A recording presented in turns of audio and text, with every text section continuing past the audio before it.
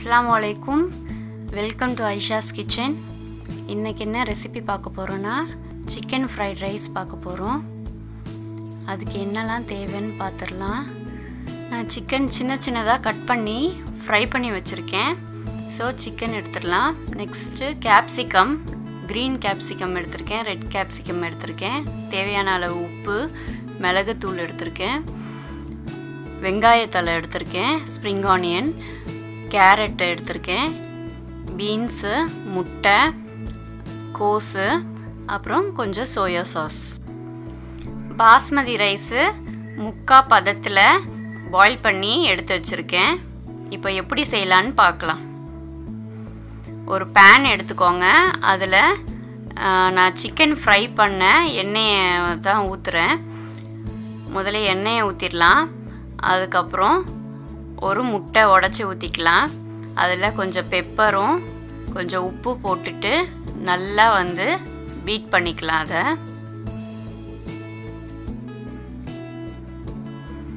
இது வந்து கட்டியா ஆகாம நல்லா கரண்டியை வச்சு பீட் பண்ணிட்டே இருந்தாதான் கட்டியா ஆகாது. இதுக்கு அப்புறம் நம்ம வெஜிடபிள்ஸ்லாம் ஆட் பண்ணிக்கலாம். அதுக்கு கொஞ்சம் எண்ணெய் ஊத்திட்டு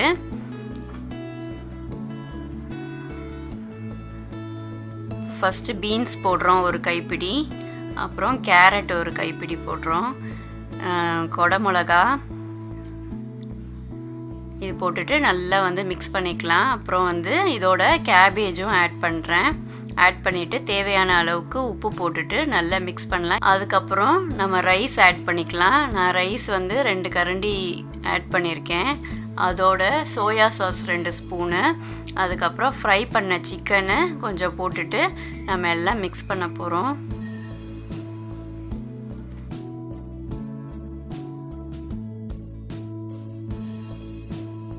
இப்போ கடைசியாக நம்ம என்ன போட போகிறோம்னா வெங்காயத்தலையும் கொஞ்சம் பெப்பர் ஆட் பண்ணிவிட்டு நல்லா மிக்ஸ் பண்ணணும்.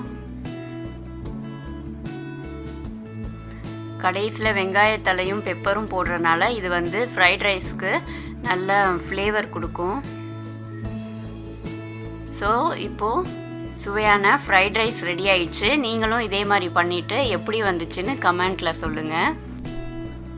இந்த வீடியோ பிடிச்சிருந்துச்சுன்னா லைக் பண்ணுங்கள், ஷேர் பண்ணுங்கள், கமெண்ட் பண்ணுங்கள், மறக்காமல் சப்ஸ்கிரைப் பண்ணுங்கள். அஸ்ஸலாமு அலைக்கும்.